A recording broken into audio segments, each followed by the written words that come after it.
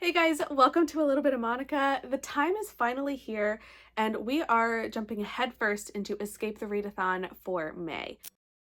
For this time, I am going to be doing a couple of themed vlogs, so I'm going to try to keep my books relatively themed within the week that I'm reading them. So to start off this first week, we are spending some time in the Black Cat Carnival during Escape the Readathon. That is the setting. We are trapped inside this carnival. We are going into the buildings, playing the games, and reading the books to make our way through. So I thought it would be appropriate to read some books that are themed around carnivals, circuses, and fairs, things like that. And now for this week, that is my focus. Now for a vlog, I typically have an idea of which books I'm going to be reading when I go into it. And while I have a pretty comprehensive list of books that I can choose from, I don't know exactly which ones I'm going to actually land on reading this week because we are kind of going along with the prompts that our team is working with. I am a part of the snack squad and it is very exciting to be leading this team and I cannot wait to see how well we do. So since I'm not actually going to be sharing which books I am going to be reading this week because I want to be able to pick them in the moment when I'm feeling like this is the book, and also trying to match them to the proper prompts, I am going to just jump right into picking out my first book now, and I'll let you know which book I'm starting with, and then we're just going to see when the rest come. I am hoping to average at about 4 books a week. I think 4 to 5. I typically read about 3 to 4 books per week in a regular month, and I'm aiming for obviously at least that much, but I think I can push it and make it maybe 4 to 5 books a week. So that's kind of my goal. But for now, let's pick out the first book that I'm going to start with for this week, and we'll jump right into reading. Okay, I am back with my first pick for this week, and I'm going to be honest, I'm a little bit nervous about how this is going to go because this could really set the tone for the week, for the month, if this goes well or horribly bad. But the first prompt that I'm going to be reading for this week is Intimidating Read. And yeah, this could be disastrous. But I'm going to start with Sanctuary of the Shadow by Aurora Asher. This book has not received a lot of very positive reviews. I think it has less than 3 stars on Goodreads, which is just not a good sign. But I think it has to do with the things that people expect out of the book when they are going into it. I am not expecting great things, so does that mean that I'll be pleasantly surprised? I hope so. From what I understand, this book has a circus tent on the front, which is why it fits into the theme here. The description tells you that it takes place at a circus. We are told in the description that the main character is going to have some secrets. I think maybe some secret abilities, maybe magic, I'm not quite sure, but she's going to be hiding these abilities within the act that she performs at the circus. And then someone else comes to the circus as another act and she begins to, I don't know if like be suspicious of him or I don't know. She's going to try to figure out who this guy is, what he can do, whatever. But from what I understand, the circus doesn't even really stay important beyond the first like introduction of the book. Like people who have read this have said, I went in thinking this is going to be like huge circus theme and it wasn't, which is a little disappointing to me. I'm hoping that it's a little bit more than people are mentioning, but also this is going to turn into monster smut. And yeah, I don't know how this is going to go. I am going to be keeping an open mind going into this. I do have the audio on Everand. And I have the physical because the physical is so pretty. Like I got this because I love the first edition with the sprayed edges. I think it's really pretty, but it's going to be really disappointing if this book does not end up being good. I want to say live up to the hype, but honestly there is no hype because as soon as people read it, they put it back down. So we're going to start off this month with one that is just truly scary to me because I don't have anything good to say going into it. But with my low expectations, I'm hoping that that means that I will have a better response to it later because I don't expect it to be mind-blowingly amazing, but we're going to find out. So I'm going to go ahead and jump right into this. I might be making a mistake here, but it's fine. It's fine. I will keep you updated once I have made some progress in here. You will also be seeing me a little bit later because tonight is going to be the kickoff sprints, and I will be there for that. So you'll see me reading this for sure. But until then, let's dive in. Surprise, I am back and I'm not talking about whatever book I mentioned before, Sanctuary of the Shadow. Yeah, I was buddy reading The Future by Naomi Alderman with Michelle, and Michelle already DNF'd it. I am still going. We had only started, I was only about like 150 pages in, which is less than 50%. So I am now trying to power through this before I start Sanctuary of the Shadow. This one does not fit into my vlog theme, but it was a buddy read and it's going to be my first finished book. If I can get through it, I'm going to be quite honest, I don't really know what's happening, and I am 270 pages in. This is a lot of apocalyptic talk and like survivalist type of stuff, and I just don't understand it. There's also a lot of really confusing timeline. They're like jumping back and forth between a lot of things, and it's not clearly like described of when they are talking about or what's going on. So I'm a little confused, and by a little I mean a lot. But when I understand what's happening, it's really interesting. And there is something unfolding right now that is keeping me on my toes. So I do want to finish this. I don't want to give up on it yet, but it's a lot. It's just over 400 pages. So I've got about 150 pages-ish left to go, and I will try to keep you updated. I'm going to try to finish this today if I can. Okay, so now that the weather is starting to warm up, it is that time of year, and I really like making fun, refreshing drinks. And so I'm going to share with you one of my favorites that I started making a couple years ago, and I literally make it every single year throughout the entire spring and summer because it's so much fun. I've already started drinking it a little bit so far this year, but I am going to make it in like a pitcher this time. So it's a bigger batch and it's easier for me to just like pour it out later instead of having to reconcoct it every time. So I call this Sun Punch, and I made this originally from a recipe that was in some like Disney princess cookbook, and it sounded really good. So I tried it, and I've adapted it over time based on my own taste preferences and what other people have said. And so here's what I've kind of landed on. What we're gonna do is we're gonna combine the three main ingredients: orange juice. I like to use Sunny D because it's sweeter, and I am a sucker for sweet things. If you like it a little bit less sweet and more of the like tangy orange, then I would recommend using just any type of orange juice. I have regular orange juice in the house because Matt likes drinking regular orange juice, but I prefer Sunny D for this. I don't really drink this regular, but I drink it in this mixture specifically. You will need some lemonade. Again, this can be any lemonade. Last year I ended up using, they make those like frozen lemonade container things that you can just like defrost and then mix. I used that and it was amazing. But right now I have Simply Lemonade. This one unfortunately has some pulp in it, and I don't love lemonade pulp, but it's fine because the lid to my pitcher has the like little holes in it that help filter out the pulp. But anyway, so Sunny D or orange juice, any sort of lemonade. I also used strawberry lemonade last year, or like literally any flavored lemonade also works, and it just changes the flavor and it's so good. And then finally, some sort of sparkling water, just to give it that little bit of like a fizzy type of feeling.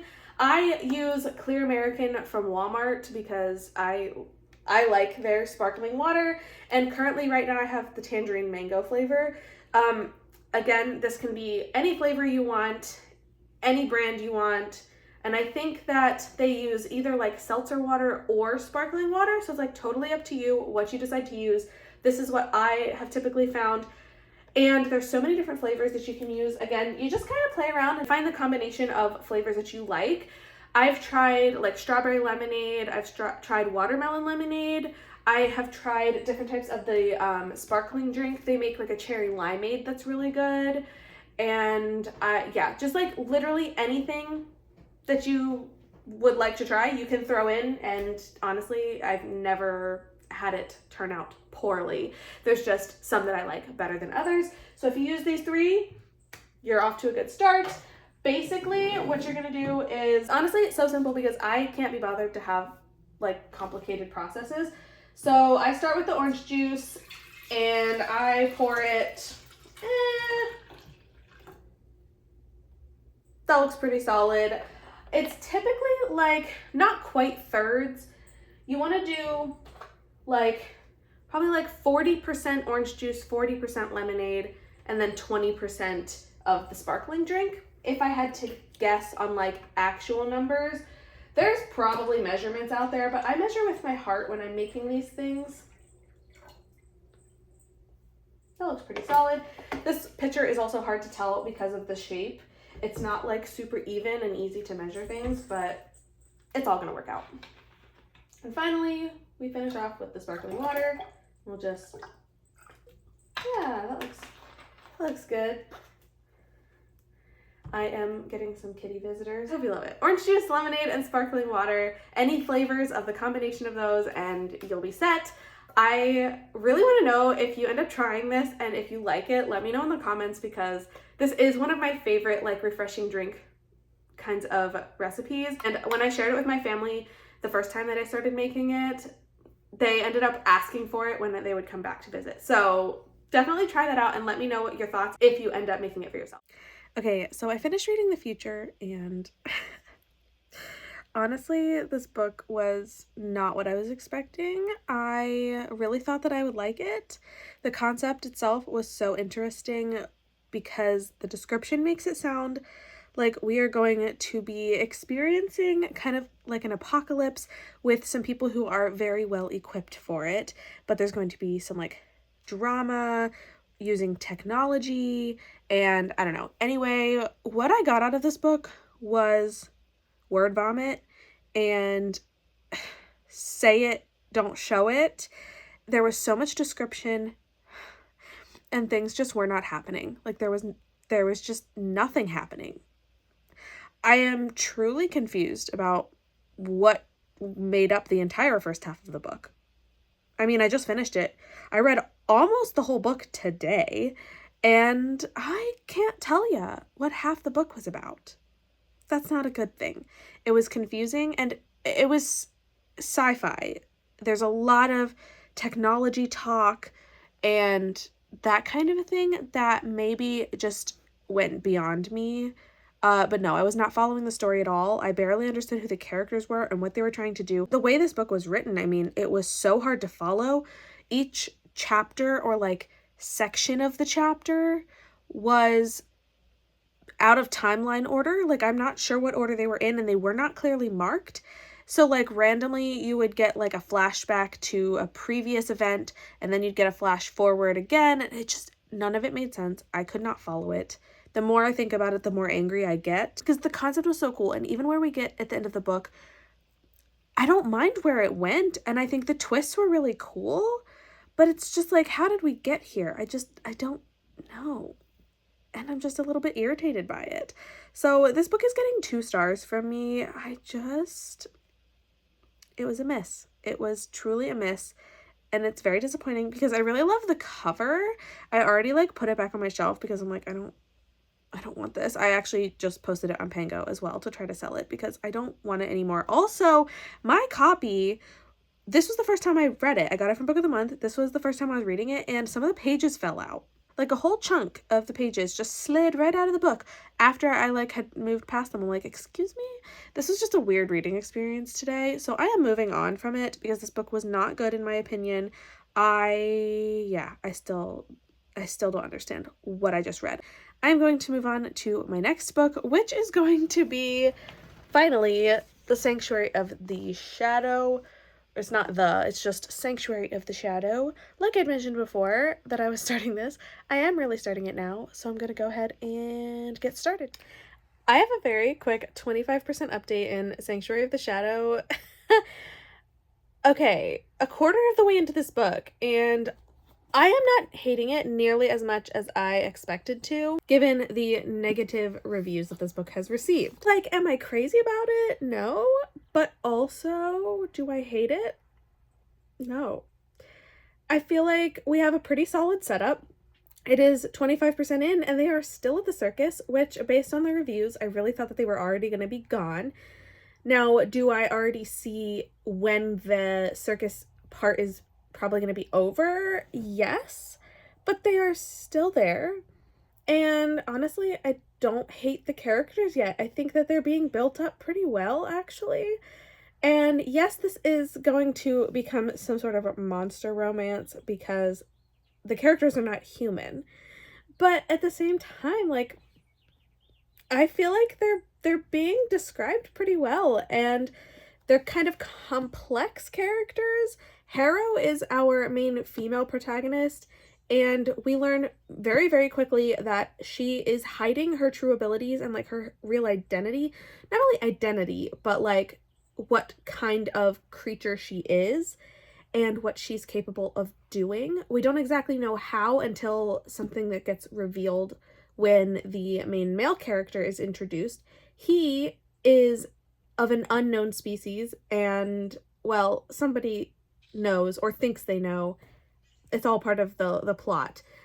But he is captured and held in a cage, and Harrow meets him, and she has this like instinctual feeling, which is based on her like powers, like her abilities, and she knows that she is connected to this man somehow.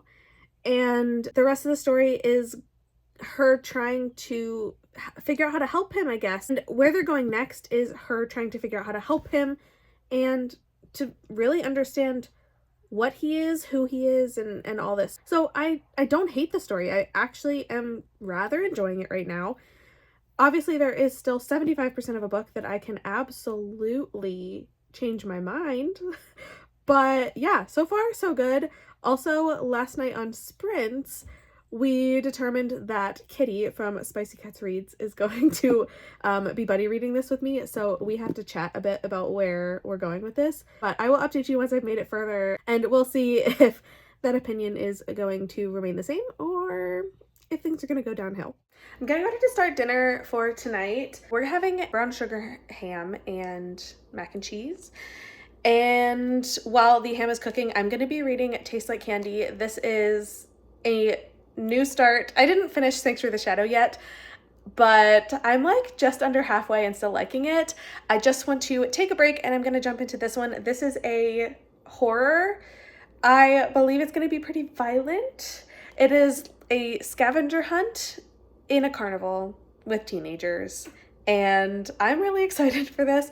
I know some people who have really, really loved this. I think this is, for some people, like a favorite horror, which makes me really excited to try it out. I only have the physical, but shout out to Lexi for letting me steal her copy so that I could read it this month. And the sequel to this one just came out like 2 weeks ago. So thanks, Kiara, for running by. So if I end up liking this one a lot, I am going to probably jump right into the sequel afterwards, which is on KU. This one's on KU too. I just happened to be at Lexi's and steal her copy. So I am going to jump into this. I'm like one chapter into it because I just started it just a little bit ago. So I'm not very far in, but so far it is seeming to be really fun, and I will let you know my thoughts later on. Oh my god. Oh my god. You guys are too much. I just hit 1K subscribers on YouTube tonight. This is so crazy. My brain is like still trying to wrap around this fact. Tonight was Sprints on Mel's channel, and I wasn't able to join the actual sprints, but like right before finishing and like signing off for the sprints, Lexi and Mel both remembered that I was like 2 or 3 people away, and the people in the sprints tonight really came through because I am now at 1010, and like I'm gonna cry. Like this is crazy. Anyway, thank you guys. Thank you for subscribing. If you're not subscribed to me yet and you want to join in, please do. I feel so lucky to be able to do this, and I've absolutely loved being here and talking about books and just like having a good time with everyone. So if you haven't subscribed yet, I'd love to have you join me. But if you are subscribed, thank you so much for helping me get here. This is so much fun, and I love you guys. Also, I should give you a quick update on Taste Like Candy because I'm like just under 50% into the book after the sprints tonight, and honestly, this book has been pretty slow moving at the beginning. There was a lot of buildup, a lot of like character exploration in understanding who all these teens are who are going to be going into a scavenger hunt in the carnival. And at the like just under 50%, I would say I'm probably like 40%, 45% maybe into the book, and they're like just now at the carnival and like things are starting to happen. So it took a long time to get into the story, which was a little bit shocking, but I am really enjoying it, and I just am really excited to see what the rest of the book is going to bring, because there's so much hype around this. I know so many people who have really loved this book, so I'm very excited to see where this slasher is gonna go now that the action is picking up. I really need to get some of the like real horror in here, but I will let you know what I think once I keep going through this. Good morning. It is Friday morning at 11 o'clock and I just finished reading Tastes Like Candy by Ivy Tholen. I have to submit this for my prompt. I think I'm going to be putting this towards an intimidating read, because going into this, while I was very excited to be experiencing it, I was also very scared, because I know some people who have given this 5 stars and I know some people who have given this 1 and 2 stars, and that just makes me really nervous because I genuinely have no idea where I'm going to land on that spectrum, because I agree with everybody's opinions on different books and I just didn't know where I would align for this one. And for this, I am actually going to be straight in the middle. I'm giving this 3 stars. I didn't love it. I didn't hate it, but I think there was more about it that bothered me than anything. This is a slasher horror about teenage girls doing a scavenger hunt in a carnival. And honestly, they didn't even get to the carnival until the second half of the book, which I understand why. There was a lot of buildup at the beginning. We spend a lot of time in the first half of the book getting to know the characters and their backstories and like different ways that they've known each other, and I get it.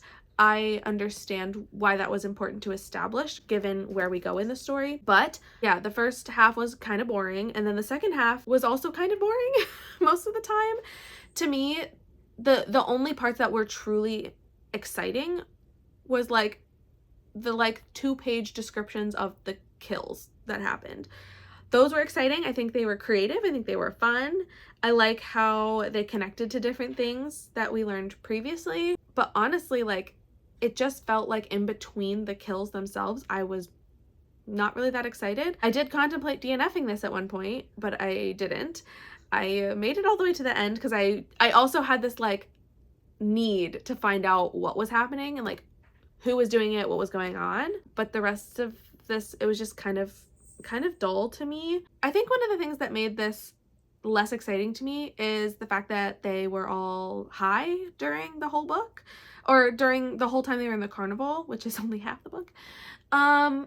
They took edibles before going in, and then they were like delirious for like the entire time. So they weren't actually fighting back. They weren't having like quick response time to anything. Like they literally would just like freeze and not react to anything, and that was not exciting to me. Maybe some of them could have been high and that was like a thing that contributed to them dying, but no, they were all high and they didn't need to be. I wanted to like this, and there were definitely parts that were more exciting and were fun, but all in all, this did not hit for me. I think I am going to give the sequel a try, although I am much more willing to DNF it if I don't like it. I think knowing that there was a sequel that I wanted to also check out helps me make it through this book. I am going to go ahead and submit this for the readathon, and then I guess I'll be diving into the sequel and give that a try. Quick update on Tastes Like Candy 2, Sugarless. I am about just under 50% of the way through. I made it to part 2. Part 1 is focusing on a group of teenagers who are basically going to go through something very similar to what happens in the first book, which, all to say, the first half of this book has been significantly more exciting than the first half of the first book. So I am having a much better time with this one than I was before. So I have better hopes and dreams for this book. But we are shifting now because so far in this book, basically we've established that the town tried to erase the event of the first book from history. They are just pretending it didn't exist. They've like covered it up a lot. And in the first half of the book, some of those secrets are coming out and things are happening again with a new set of teenagers. Apparently a cat decided now's the time to use the litter box. But anyway, the second half of the book is one of the main characters from the first book. So we're jumping back into some old stuff. I don't know how this is going to go. I'm a little nervous for the tone shift because I don't know if part of the thing I liked more about this book is a different character, and going back to like the original book character is going to make me angry. I don't know, but we're going to find out, and I will keep you updated once I've made some progress in the second half of this book with part 2. But so far, this book is infinitely better than the first one. Like, it's just holding my attention so much more, and I'm like genuinely excited about what's happening. There's been more action and everything, and I just hope that this excitement is going to stick around, but we shall see. Good Saturday morning. Actually, I'm just realizing that it's not actually the morning anymore. It is afternoon for me, but I have an update because I just finished reading Taste Like Candy 2 this morning. I actually finished it laying in bed, but I am up and ready to go because I am just jumping into Kelsey's sprints. And so I wanted to give my little update before I jump into my next book. I'm giving this book 3.5 stars. And while I also gave the first one 3 stars, I feel like this one is a little bit more disappointing to me because this was trending towards at least a 4 or more star read up until about, I don't know, like 60 to 75%. And then things just kind of started getting weird for me. I kind of lost interest a little bit, and I thought the book should have ended by now. So in the second half, we are following the sole survivor of book number 1. And she is going to be revisiting all of her traumas from 5 years prior, going back and having to help figure out what's going on with the teenagers that are being targeted at this point. So we're following this, and it's getting very messy. Everybody's getting these mysterious text messages, and they're trying to figure out who it's from because it seems like they're coming from someone who should not be alive.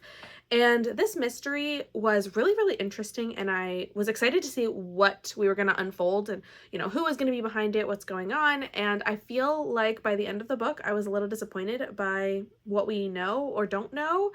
There was a lot of focus on technology and hacking and just being able to utilize technology for the purpose of torturing people and following everyone and hearing everything that's going on. And that was cool, but also it just felt very disconnected from pretty much everything else that the story was themed around for book 1 especially, and then book 2. And I thought maybe there's going to be some big monumental revelation that ties everything together and makes it all make sense. And unfortunately, that didn't happen for me.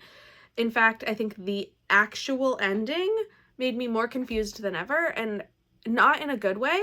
I am more in favor of endings that are tied up nicely, but I can appreciate one that is done really well when it is ambiguous and maybe a little confusing, but like it's done in a way that it makes sense why it's left that way. And for this book, it almost feels like the author left off so that there could be another sequel, but I don't know if I care enough to have another sequel because the end of this book was not as exciting. It was disappointing. And I just stopped caring about, not necessarily the characters, because I did really care about them. Like, I felt connected to some of the characters enough that I wanted to know what was happening, but it was just kind of all over the place. And I'm gonna be honest, the progression of violence throughout the second one, it started off very strong, very exciting right from the beginning, and it stayed pretty consistent as far as there was pretty constantly something that was happening every few chapters, which was good. But it honestly felt like everything just kept getting more and more dramatic to the point where it was just like trying too hard, and I didn't need it. I didn't appreciate it. And it just, yeah, it felt like the ending, it was building up to be too much, and it just wasn't working for me. So unfortunately, while this book was better than the first one, in my opinion, like I liked this better than the first one, because of the consistency of the excitement and the action. So I am giving this a 3.5, but rounding down to a 3 because I still don't think that it fits my criteria for 4 stars really. And so this is a bit disappointing, but now I am going to jump back into reading The Sanctuary of the Shadow because I'm about halfway through that. So I think I can get that done today as well through all the sprints and everything that's going on. So I will update you once I have read some more in that one, and we'll see where I'm at. Sometimes having cats is great, and other times you start to hear a weird noise, and this is what you find. Kiara, What are you doing? Come here.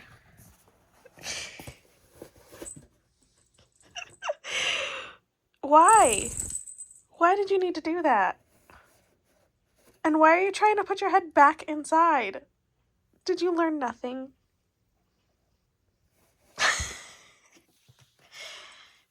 You're so cute. You're so cute. Okay, let's talk about it. I finished Sanctuary of the Shadow and I just have to say that I don't think this book deserves the 2.92 rating that it has on Goodreads. I think that's pretty harsh. Okay, this book is not complex. It is nothing crazy out of this world, unique, or anything like that. But it's a vibes only kind of book. And I was feeling the vibe, okay? It does not take place as centrally to the circus as I think a lot of people were expecting, but I think a lot of the negative reviews this book is getting is due to people's expectations going into it. Now, after finishing the book and when I was getting ready to put together my own review, figure out what I wanted to kind of say to combat some of the negative things on Goodreads and like in the formal like review and rating system, I decided to reread the synopsis so that I could compare my own opinions upon finishing the book to what the synopsis says the book is supposed to be about, because I think that that's what a lot of people's complaints are. And honestly, I feel like the synopsis is very accurate. I do think that there's maybe more of a focus on the romance than the fantasy element, because I think this is marketed as like a romantasy, but like there's less fantasy and more focus on like the monster romance element. But I don't have any complaints about that. Now, my biggest complaint of the story is the writing is not that deep. It's pretty simple, and you can very easily tell that there was more attention paid to the writing of the smut scenes than the rest of the book. And then at the end, I do have some beef with the end of the book, okay? I did not like the last chapter, and I did not like the epilogue. The fact that there was an epilogue, and this is supposed to be the first book in a series, I think. Yeah, I didn't really like how it resolved. I think that things were rushed a lot, and the epilogue does a say it, not show it kind of explanation of some of the other resolution of things in the story, and I didn't like that either. I feel like a major plot point that I thought because this is supposed to be a series, I think, there was one part of the story that I kind of assumed, oh, this is going to go unresolved because it's going to be like continued in the next book. And I'm pretty sure that they resolved it in like a paragraph and a half in the epilogue. And it just felt kind of out of place and rushed. Like this could have been the plot of the next book. So now I'm confused. But yeah, that's like my biggest complaint is the end of the book. The rest of it was fine. Like, it's nothing special. It's nothing that I'm going to be thinking about for the rest of my life, but it was fine. So I'm rating this 3.5 stars. I did go back and forth between rounding up or rounding down, like to 3 or 4 for my Goodreads like official, but I think I'm going to go with rounding it down just because this did not hit like a typical 4-star read does for me. But at the same time, like, I was having a good time. I thought that this was, it had some fun scenes, and I simply do not see the things that people complain about. And now I am going to move on. I am starting a buddy read of Wonderland by Jennifer Hillier, so I am going to jump into that. I'm actually a day behind. I haven't started it yet, so I'm going to start that tomorrow because it did get kind of late tonight. I'm really excited because this is a like horror thriller that takes place in a carnival, so very fitting to the theme, and I can't wait to start. It is Sunday afternoon, and it's been a very lazy day, if I'm being totally honest. I have been sitting on the couch here with my buddy Kovu for a while. I've been doing some editing and trying to get some videos ready to go, and mostly trying to keep up to date on this vlog so I don't get too far behind. But I have also been doing some reading. So I've been reading Wonderland by Jennifer Hillier. This is a like horror thriller about, so far, a body is found in the carnival at the like Ferris wheel. And so we're following the new, like it's her first day, the deputy of the local police department, and she is going to start investigating, trying to figure out what's going on here. And so far, I am about like a quarter of the way through the book, and she is just doing her best to figure out what's going on. She does have a little bit of a history with the park. She used to work there, I think, as like a teenager. And so she has some history, but she doesn't really know what's going on. She doesn't know the recent history or, why there might be a body that was found. So far, I'm really liking the story and how it's being set up. I don't really know where we're going, but it's keeping me very interested, and I can't wait to see what else is going to come. Matt is on his way home with dinner, and then we're going to be reading all night long. There are some sprints going on. We had some sprints earlier on Kitty's channel, and tonight is on Jordan's channel, so sprints all the time. We're just here to read and read some more. So I am going to get back to it, and I'll let you know what I think once I make some more progress in the book. I did not give an update yesterday, but I wanted to jump in here and just give a little bit of an update on where I am with all of my reading. I am very tired today, so I'm hoping to get some reading in, but I was also hanging out with some friends yesterday, and I was out really late because it was a 45-minute drive to get to my friends, and we played a board game. I think it was Obscurio. It's very similar to Mysterium, which I have played before, and Obscurio was very fun. So that was like just a really fun night, but I was not reading all evening except for on the car ride. And on the car ride, I was listening to the audiobook for Bunnicula. Well, I had read the first Bunnicula book yesterday while I was working, and then I read the second one on the car ride. And so now I have finished both of the first two and submitted those for my snack squad. These books are just super cute. I remember reading at least some of them when I was younger, but it's been a very long time, and I certainly was not processing them the way that I am now. So they're very cute, very fun. I am still working on Wonderland by Jennifer Hillier. I am like 65-70% maybe, and I got to that point on Sunday, and I didn't read any of it yesterday, but I am going to be picking that back up today because I want to get through that hopefully today if I can finish. I don't really have any plans for tonight other than reading, so hopefully I will get some good reading time in so that I can get some more submissions for my team. We are chugging along here in this readathon, and it's so much fun, but I am going to wrap this up so I can get back to my reading and avoiding work responsibilities as I do. So I will update you once I have some more progress to update you on. Probably I will finish the third Bunnicula today if I can, because it's part of like a 3-book collection, and then finishing Wonderland. So I will update you later. Hi, it is time for a very sleepy final update for this vlog and also for this book. I just finished Wonderland by Jennifer Hillier. This felt like it took a lot longer than I thought it would. It really only took me 4 days, which is normal because this was a buddy read, and based on our buddy read pace, I was supposed to finish it today, but I binged so much of it the other day that I really thought I was going to finish sooner than now, but here we are. Got distracted by some other prompts that I needed to try to read for, and I ended up reading 5 of the Bunnicula books in the middle. But anyway, so I finished this book. I am giving it 4 stars. I feel like this was very exciting. It had a very fast pace, like things were always happening, which is really good.